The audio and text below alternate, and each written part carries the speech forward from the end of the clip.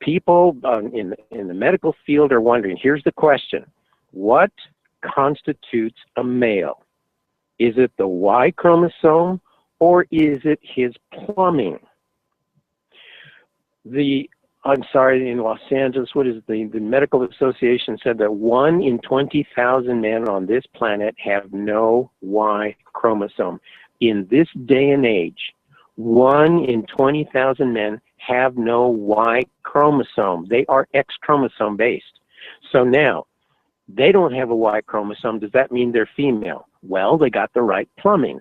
So is the plumbing the identifying feature of what constitutes a male? If that's true, then any woman who takes and undergoes surgery and has an operation and now has the plumbing, by definition, then because he has the plumbing, then they're male. What identifies a male? The Y chromosome or the plumbing? And doctors, especially male doctors, are having a lot of problem with this, and that's a question that, hopefully your listeners will entertain. What is it? A Y chromosome, and there are men who don't have it today, or the plumbing, and there are women who do have the plumbing. Okay. Now, probably what got me in the most trouble about 2 years ago when I first started coming out, the female egg. The female egg is 14,500 times larger than the sperm. Okay? 14,500 times larger than the sperm. So let's think about this. When a male sperm and a female egg join together, how big a part does the sperm contribute? 1 part in 14,500. 1 part. Female genes in the human egg, female genes in the contribution to life vary from between 250 to 100, depending on the study that you read, 250 female genes for every 1 male gene that every embryo has. 250 to 1 male gene, 14,500 larger. All embryos begin as a female. That's why men have nipples. There is no other reason. They are not erogenous zones. I'm sorry, that's a mistake. Men have nipples because all human embryos began as females. All of a sudden, for whatever reason, there is a testosterone bath, and this embryo, which was destined to become female, is suddenly altered chemically to become a male. Therefore, here's where I got in the most trouble and continue to disturb people. I will argue that every single male on this planet is an altered female. Were it not for testosterone, you would have been a female. All males on this planet, all human males, are altered females. Robert, you shared that piece of information before on this show. Exactly. And I'm going to tell you, it raises some eyebrows out there, and I love it. I tell you, people, that is maybe the hardest thing. Now, I am not saying that all of a sudden all men are sissies or effeminate. That's not the case. The case is that life on this planet began with an X chromosome. It was female-based, whether it came in by accident or there really is intelligent design. What has happened is supports that I'm saying for thousands and thousands of years, Venus figurines, and there are all kinds of caves with archaeological, the cave drawings and inscribed walls that they were all female. I'm sorry? Yeah, and Robert, before you go on with the Egypt thing, I want to tell you something that I went to Egypt in 2012 and visited some of the museums in there, right? And one of the things that I noticed was on these very tall statues that was in this one room in the Cairo Museum, all of the Egyptian, they were supposedly male, right? Male statues. And they all had a breastplate on, and they all had, you know, that kind of like skirt thing that they wore, right, with the panels. But as I was looking at the shape of these statues, Robert, they were almost feminine in their shape. They had their waistline is where a female's waistline would be, and their had just like slight hips. And I don't mean they were curvy, but when they wore the breastplate, and then you've seen this kind of indentation where the hip would be, not where the waistline would be, not where a man's would be. I kept looking at them. I kept telling the people that I was with, I said, you know, these really look like females. They look like females to me, and there would be no way for you to tell because you couldn't see the top at all because the breastplate was covering it, so you couldn't tell whether they were actually male or female. But they were sculpted in a more feminine aspect to me by the shape than they would have been a male that we normally associate. I absolutely agree. There are some figurines and statues that are absolutely feminine in their appearance, though they are supposed to represent a masculine, either a pharaoh or a deity. There was a concerted effort somewhere around 2000 BC to make males the dominant figure in their cosmology. This is where Osiris became, for example, linked to Orion. And there were other changes where there was actually a determined effort to make males the dominant force in humankind. In fact, some of the pictures of the queens would show them with an artificial beard or some sort of male appearance. But the earliest representations clearly favored the female form over the masculine form. One of the things that you know, I was very fortunate. I danced on the top of the Great Pyramid in 1999. Things have been shut down. There's been all kinds of changes. And as I continued with the few sources I had to try to discover more about the ancient, the hieroglyphs and the writings, we found that there were several of the walls, for example, you know, in the Valley of Kings, inside their tombs, the walls had been scraped clean. And this was not something that occurred, you know, 1,000 years ago. The walls were scraped clean more than likely in the last couple of 100 years.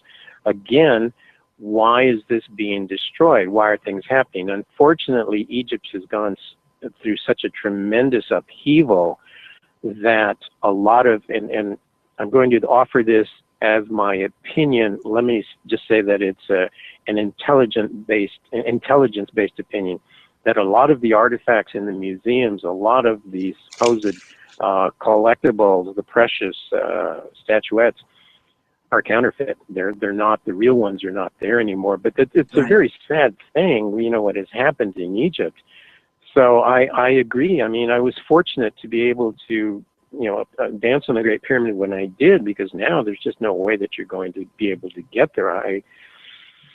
I'm a very, very fortunate man. So yes, I absolutely agree with you that so much of what, you know, was out there in Egypt. But I can also say that there are the caves of Lascaux and some of the others in France and Northern Europe and even in Russia and Siberia. The overwhelming number of figures are female in their essence. Usually when a male was being depicted, he would be shown with a phallus. And if you look at these images very carefully, it's overwhelming. Maybe 8 or 9 out of 10 images, if the phallus is what we, the guiding, the guiding mark is to male or female, they're overwhelmingly female.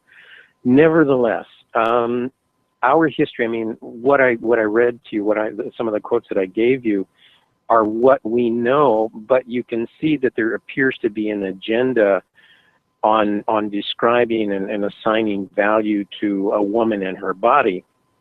But there have also been deliberate efforts by men of power trying to control their empires or trying to take control of empires, putting down played in history. And that's why, to me, it's so important to be able to continue to do this research. But again, I need some women to step forward and help me with the culture. At any rate, my apologies, and please interrupt me, because, I mean, I could go on and on with some of the mistreatment. I mean, I think that's being treatment of women throughout history and the record of womankind throughout history. Well, I'm sorry.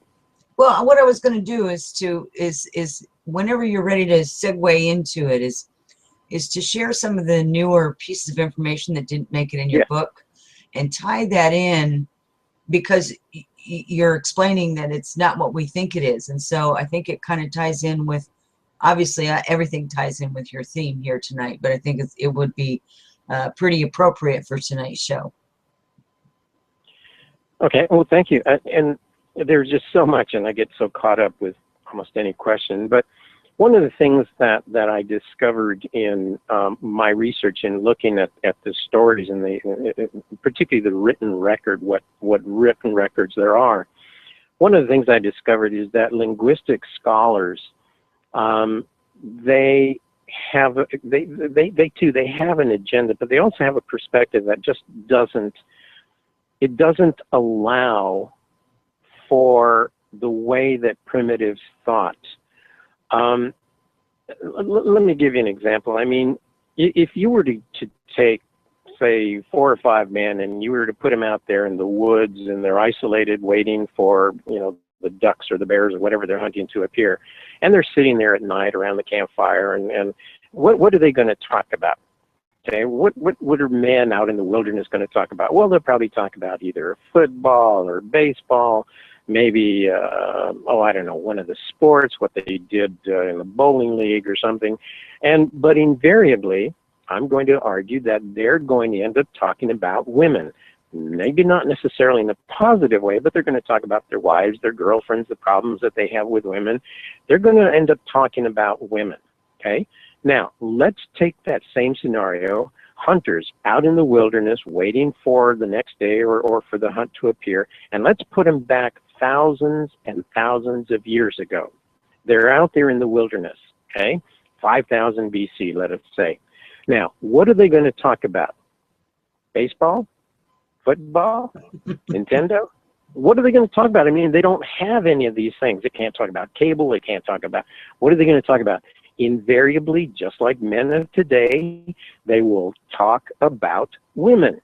Now, how are they going to talk about women? Well, my wife, or my partner, or my spouse, whatever they called them at the time, she has these 3 kids, and she's going to take care of them, and she's wonderful, and she takes care of them. I have no problems with her. She doesn't argue with me about how much food I brought back. She doesn't argue about me snoring at night. She doesn't argue with me because I happen to look at Dewana, the cave woman next door. No, invariably men are going to talk, and certainly in some cases in a positive way. In other ways, they're going to talk about women, and most the linguistics has been pivotal in unlocking some of the lost history.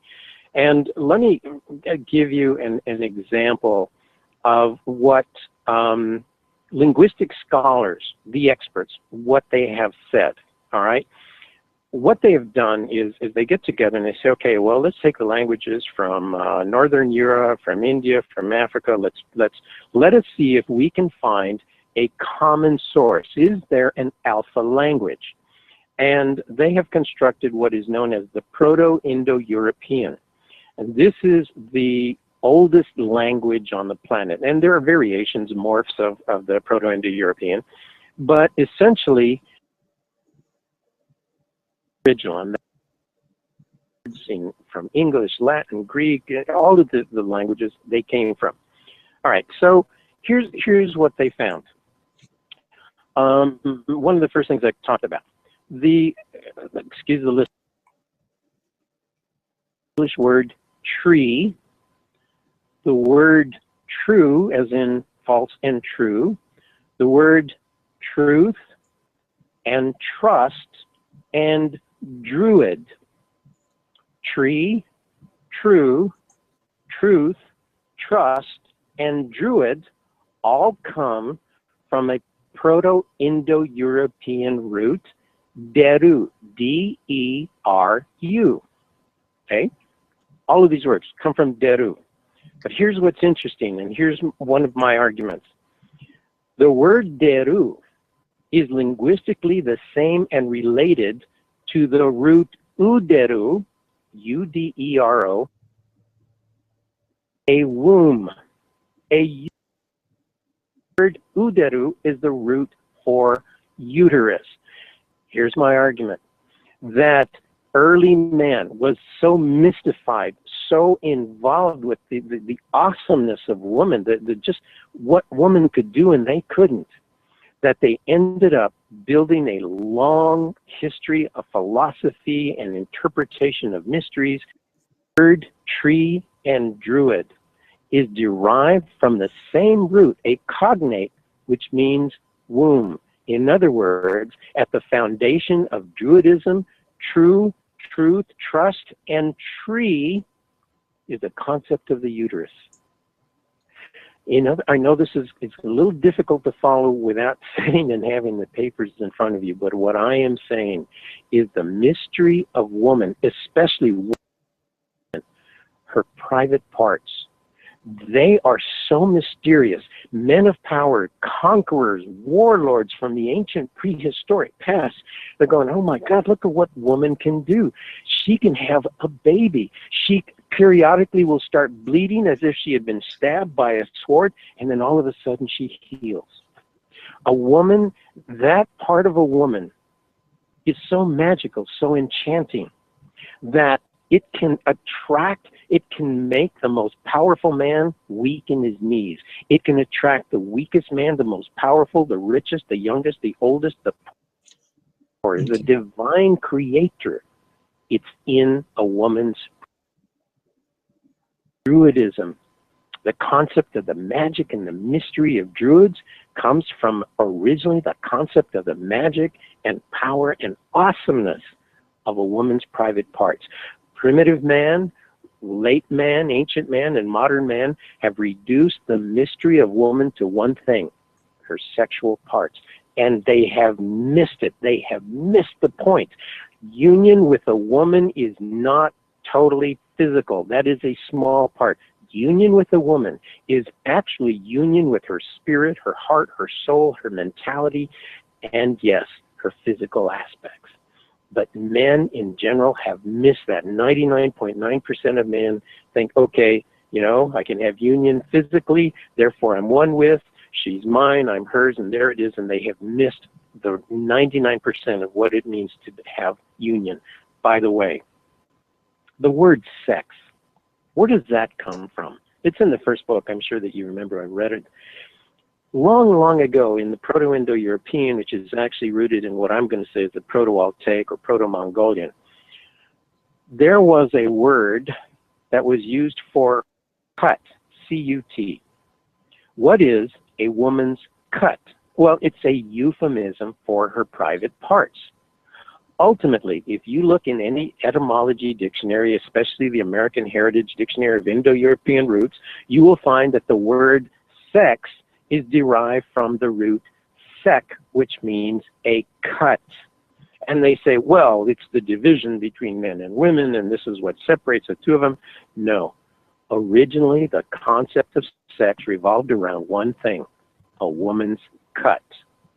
And then ancient men of power, trying to understand the mysteries of woman, they said, well, this sek, this cut, that is what her divinity is. That's where divine magic is. And the word sek, the root sek, which meant cut, means it's the source for the word sacred.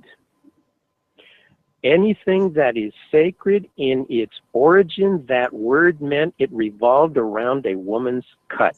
That is where the concept of men had, that's what's sacred, is a woman's cut, her sek. And it goes on and on and on. What I did in the second book, what I did in the first book, I said, look, I'm going real quick. the tabernacle, the Ark of the Covenant, the Solomon's Temple, the Freemasons' mysteries, and on, are all based originally on a woman's private parts. Okay.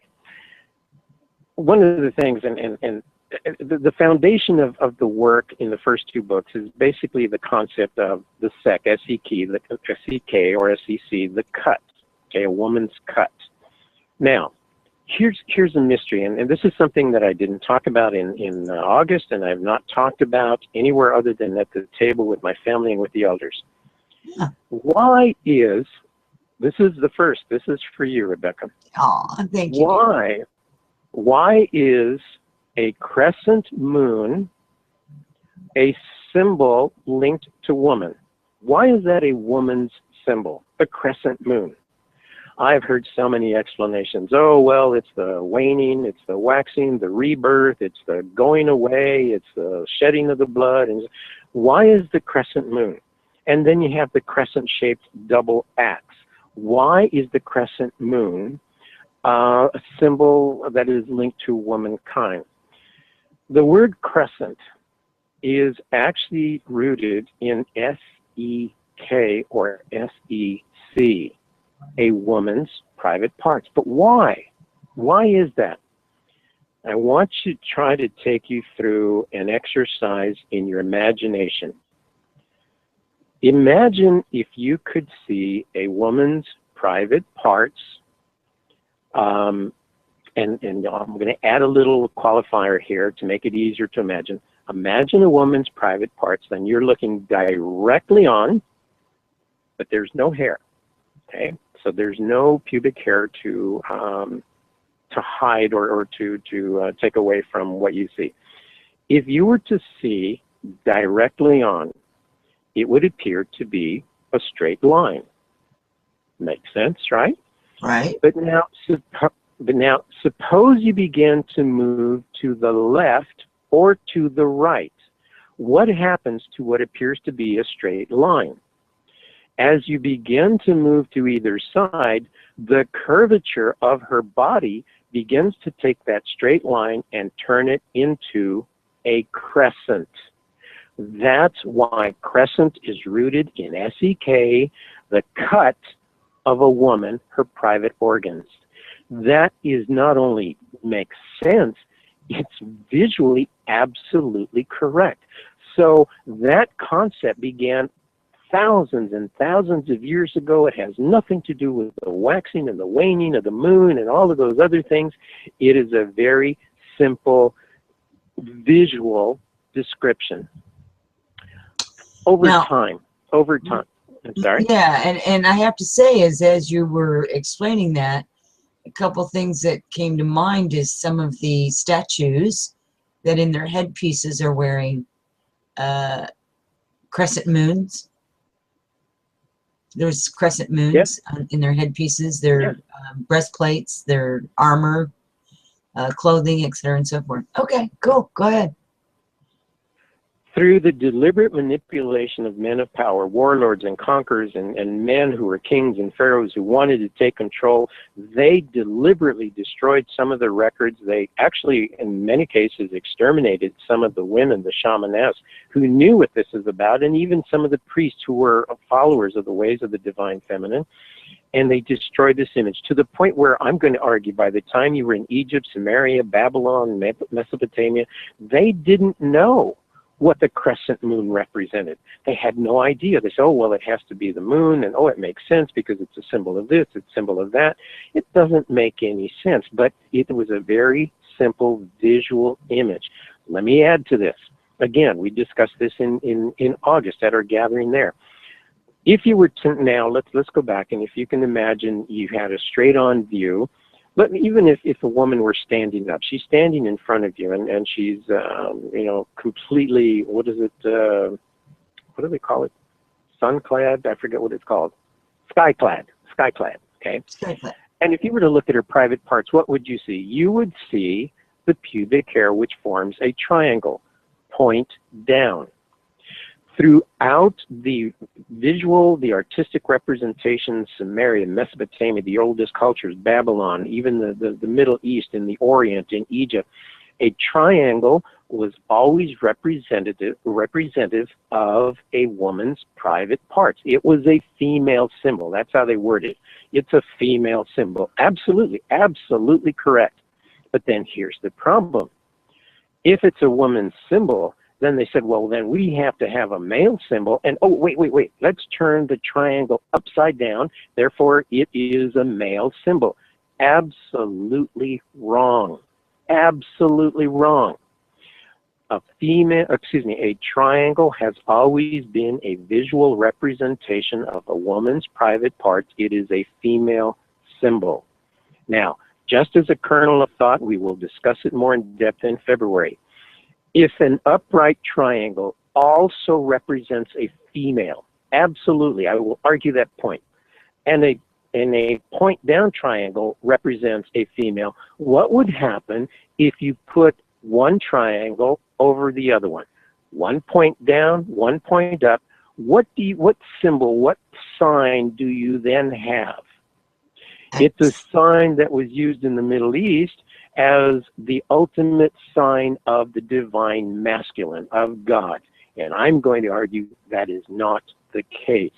The argument is you have the divine Father and the divine Son. This is the representation. I'm sorry. It is a symbol of the divine Mother and the divine Daughter. Men have taken, they try so hard in history to make themselves the dominant power, the dominant creature in humankind. And then they try to pass this on to the world around them. You know, here's another one really quick. I'm sorry. But, you know, I hear, and I'm sure you've seen that, Geo, the History Channel, and in all of these Animal Planet and stories where, okay, here's the lion, and he goes in and he's protecting his pride, he's protecting the women, and when he comes in and he takes over, if there are any cubs that have belonged to another male, he destroys them because the male lion wants to make sure that his genetic bloodline survives. The male lion wants his genes to go on. Let me think about this. Do you really think when the lion comes in and takes possession of all the females, do you really think he's thinking about his genetic makeup, his genetic life continuing?